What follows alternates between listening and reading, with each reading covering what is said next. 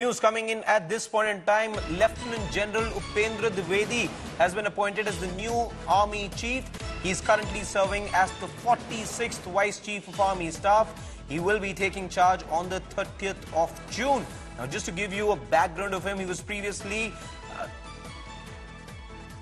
appointed as the General Chief, the General Officer Commanding in Chief Northern Command.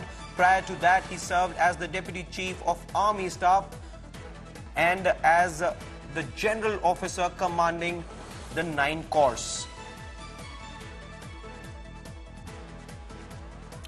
Sunil Ji Bhatt joining me for more details on this. Sunil, Manjeet Negi, I'm being told, is joining me right now for more on this. Manjeet, no surprises there because he was deemed as one of the front runners based on his seniority? Well, as you are aware that last month the Modi government has given a 1-month extension to current Army Chief General Manoj Pande, and now after this taking over third time, Narendra Modi government appointed Gen Upendra Dwivedi as the Chief of Army Staff, and he will take over on the 30th June. And as he's a Maratha Jammu Kashmir rifle officer and commissioned in 1984 in an army, and he's from the 76 Riva. And earlier, before the taking over as the Vice Chief of Army Staff, he was Northern Army Commander. Right. I'm also joined by my colleague Shiv right now. Shiv, I believe that Lt General Singh was also in the reckoning. What is it that gave Lt General Dwivedi the edge? Well, Lt General Upendra Dwivedi was the senior most Lieutenant General. He is the senior most Lieutenant General. So, as long as the government didn't decide to, overlook anyone, it was always going to be Lt General Upendra Dwivedi. The reason why the current Chief General Manoj Pande was given an extension is because the government decided that, let the elections get over, let the results come, and the next dispensation, the next administration should have the privilege of appointing the next Chief of the Army Staff. At no point was there any suspense over whether it would be somebody else. It was always going to be Lt General Upendra Dwivedi. It was just a matter of a few weeks over the results that this would happen.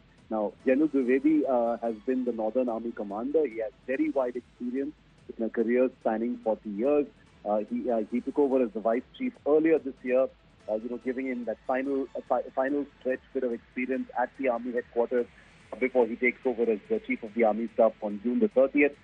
He's, like I said, someone who's got widespread experience. He's been the Director General of Infantry. He's from Jammu and Kashmir Rifles, so he's got obviously a huge amount of experience, operating and commanding in the valley and in other parts of Jammu and Kashmir. He's also commanded the Corps in the East, so he has a wide experience in the East. He's been in charge of Assam Rifles units as well. So he's easily the most qualified at this point to become the Army Chief. Now remember that when the selection process finally reaches the point when the government needs to appoint the next Army Chief, a few names, the senior most names always come up, and it has always been a routine for the senior most Lieutenant General to be appointed the next chief. There have been a few occasions when governments have overlooked this. Indira Gandhi did it. Prime Minister Modi did it when he appointed General Bipin Rawat as the Chief of the Army Staff. There have been a couple of other occasions in the Air Force as well when this has happened. But by general course, the senior most is always appointed the Chief of the Army Staff, and that is what has happened overwhelmingly so. So Lt General Upendra Dwivedi on the afternoon of June the 30th will take over as the next Chief of the Army Staff. No surprises whatsoever.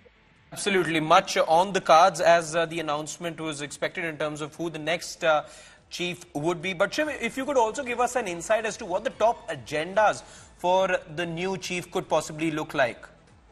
That's a very good question, Harshit, because especially the Chief of the Army Staff obviously has a huge number of responsibilities. It's not confined to just one thing. The overall defense and protection of India's sovereignty is his overall responsibility.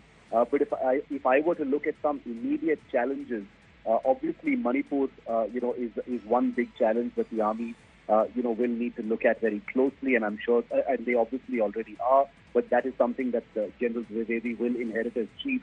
The other is the more immediate and pressing issue that's in the headlines right now, which is what has happened in Riyasi, where you had 9 people killed in a terror attack, just a couple of days ago, Harshit, which has actually, blared the alarm bells over foreign terrorists operating, in the Jammu sector. In the Kashmir Valley, terrorism has been known to happen for a long time, and that's been pretty much brought under control after the abrogation of Article 370. But the infiltration of a large number of terrorists operating, highly skilled, trained terrorists operating in the Jammu region, is a huge, clear and present threat. So that's going to be something that the Army Chief will have to look at very closely through his commanders on the ground. But like I said, it's unfair to say that the Army Chief has only 1 or 2 things on his plate. He has an absolutely unimaginable series of responsibilities that he will look at, not just in terms of defense and sovereignty, but also many diplomatic responsibilities in terms of the Indian military's outreach to other countries, support for other countries, and other such things. So this is a big, big responsibility. Remember that the Agniveer issue is also something that has become very politically hot right now. The government is not only reviewing the scheme, but there could be more political heat in that direction.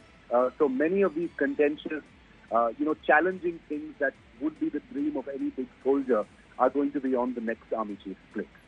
Absolutely. Shiv, just hold on, thank you firstly, for outlining for us what the key agendas could possibly look like for the new chief. But at this point, let me also try and give a little insight to our viewers as well as to what the credentials of the new Army Chief are. 30th Chief, as we earlier also pointed out, the 30th Chief of the Army Staff. He's currently the 46th Vice Chief of the Army Staff, ex-general officer commanding in and he was also awarded the Param Vishisht Seva Medal in the past as well. So those are some of the details of the new Army Chief, some of the credentials that we managed to put together for you.